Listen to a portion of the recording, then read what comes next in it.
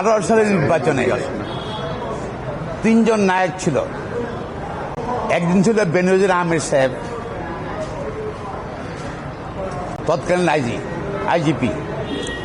আরেকজন ছিলেন সেনাবাহিনীর প্রধান, তৎকালীন জেনারেল আজিজ। আর আরেকজন প্রধান নির্বাচন কমিশনার। দেখেন, এটা জেনারেল আজিজকে আমেরিকান স্যাংশন দিয়েছে। কি জন্য দিয়েছে, কেন দিয়েছে, তো তারাই জানে। তবে সরকারের পক্ষ থেকে বলা হচ্ছে, পররাষ্ট্রমন্ত্রীর পক্ষ থেকে বলা হচ্ছে যে ভিসা নীতি নয়, অন্য কোনো কারণে। অন্য কারণ কি দুর্নীতি না অন্য কোনো কারণ?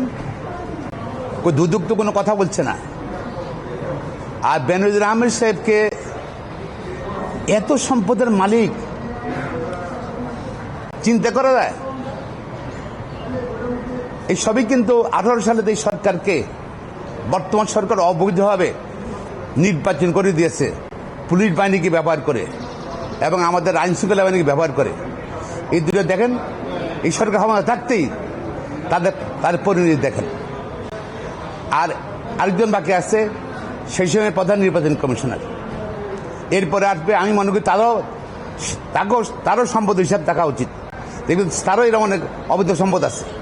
আর তৎকালীন ডিসি যারা এই নির্বাচনটা, ভুয়া নির্বাচনটা, অবৈধ নির্বাচনটা, ভোট বিহীন নির্বাচনটা ব্যবস্থা করেছিল, ডিসি, এসপি, ওদেরও বোধহয় তাদের সম্পদের তদন্ত করা উচিত।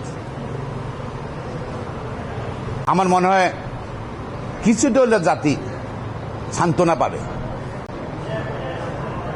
এবং বেনজির সাহেব কেন সরকারের পক্ষে এত তৎপর ছিলেন 18 সালের নির্বাচনে বা র্যাবের প্রধান থেকে থাকা অবস্থায়? কারণ সরকার তাকে সুবিধা দিয়েছে, বেনিফিট দিয়েছে। এর কাছে পুলিশ অফিসার তো এত টাকার মালিক হওয়ার কথা না, এত সম্পদের মালিক হওয়ার কথা না। তারপর আমি কিন্তু ভয় পাচ্ছি শেষ পর্যন্ত সরকার আবার তাদের রক্ষা করে কিনা।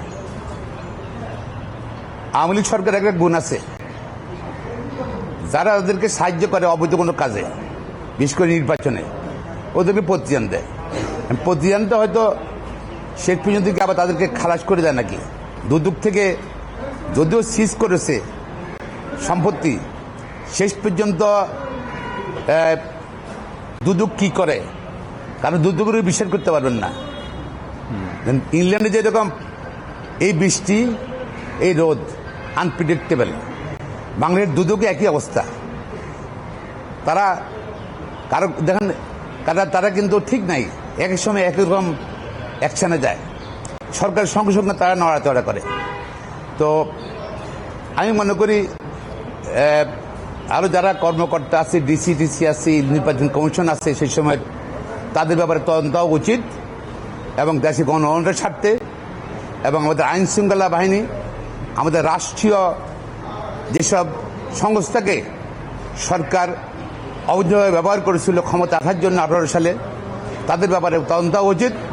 এবং 24 সালেও যেসব প্রধান নির্বাচন কমিশন সহ এবং আইন শৃঙ্খলা বাহিনীর বিভিন্ন কর্মকর্তারা যারা জড়িত আছে, তাদের ব্যাপারেও কিন্তু আমি মনে করি তদন্ত হওয়া উচিত।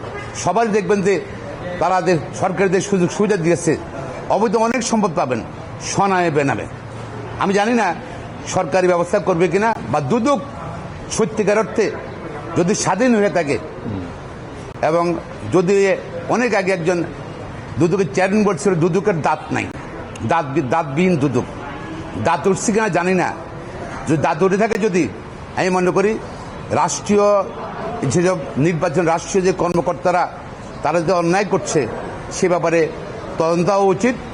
পাশাপাশি শুধু তাই নয়, অনীতি বিরোধীদের শুধু সম্পদ সিজ করলে হবে না, তাদের বিরুদ্ধে আইনের ব্যবস্থা নেওয়া উচিত।